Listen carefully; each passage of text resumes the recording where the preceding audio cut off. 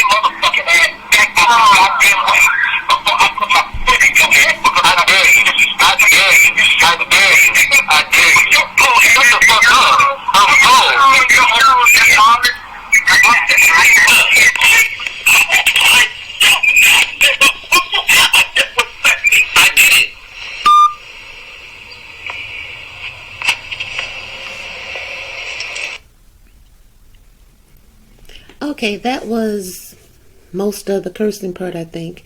And what really got my attention was not Kirk Franklin so much as his son saying, I dare you. Because like I said, I'm part of the generation where you didn't talk back to your parents. I don't care if you were 60 and they were 90, you just let them say what they had to say. And if they really, really, really were bad, you moved out because you were grown.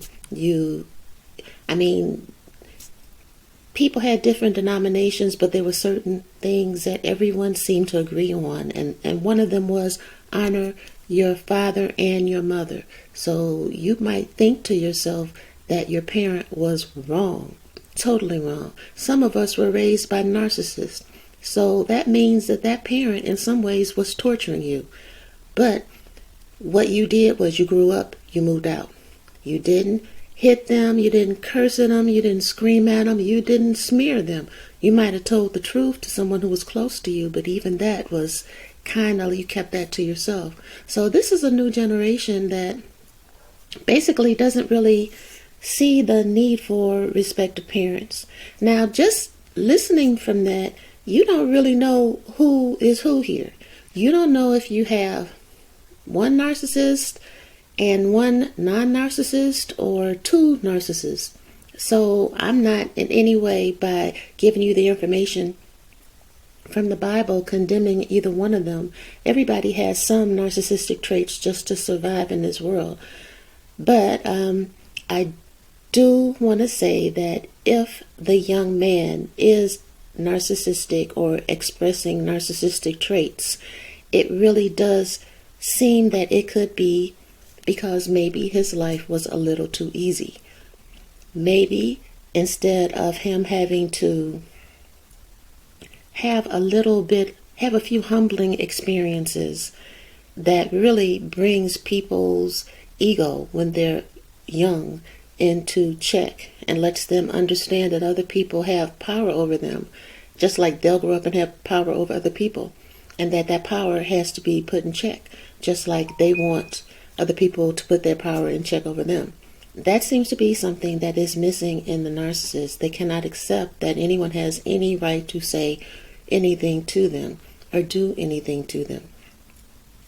So that is what I thought, what I got out of the whole situation, that just looking at it, I don't know which one of you is a narcissist. I don't know if either one of you is a narcissist.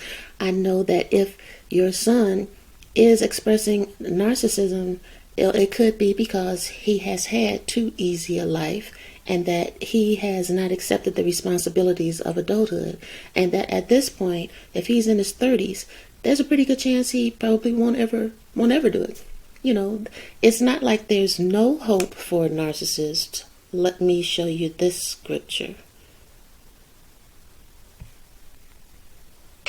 Genesis 4, excuse me, and this is verse 6 through 11. And the Lord said unto Cain, why art thou wroth, and why is thy countenance fallen? Okay, have you noticed that narcissists are often angry? They come to you and they're enraged about something. Okay, let me continue. 7. If thou doest well, shalt thou not be accepted? And if thou doest not well, sin lieth at the door, and unto thee shall be his desire, and thou shalt rule over him. Okay, I think what it's basically saying is, if you allow your emotions to carry you away, they're going to cause you to do something that you should not do, that you know you should not do, but you'll do it anyway. But you have control over it. You have the ability to not do it. And that is the point I'm making. It's not like narcissists are hopeless. It is as if they perpetually are at a crossroads, and they are perpetually choosing the path toward destruction of other people and elevation of themselves. Okay? Let's see what was the outcome of that. 8. And Cain talked with Abel his brother, and it came to pass, when they were in the field, that Cain rose up against Abel his brother, and slew him. And the Lord said unto Cain, where is Abel thy brother? And he said, I know not. Am I my brother's keeper? Okay, remember we just read the scripture about they lie from birth. And also, this is also showing you they have no respect of authority. The Most High is talking to you, someone who can turn you into ashes just like that, and you still do not bow down. You even lie to the Most High, because he said, where is your brother? And he said, I don't know. Of course he knew where his brother was. He killed him. Okay? And it continues, and he said, what hast thou done? The voice of thy brother's blood crieth unto me from the ground, and now thou art cursed from the earth, which hath opened her mouth to receive thy brother's blood from thy hand. Okay, understand this about narcissists. They want you dead. They just do. They are natural born destroyers. I read this book by Toni Morrison, I think it was Sula, where she described Sula as someone who just had the need to destroy things. It wasn't personal, not all the time. She simply, had to destroy, because that's what she was. And at the time I read that, I thought, what kind of person is that? Not knowing that at any given point in life, especially if you're empathic, you're pretty much surrounded by people like that. But that is another discussion for another day.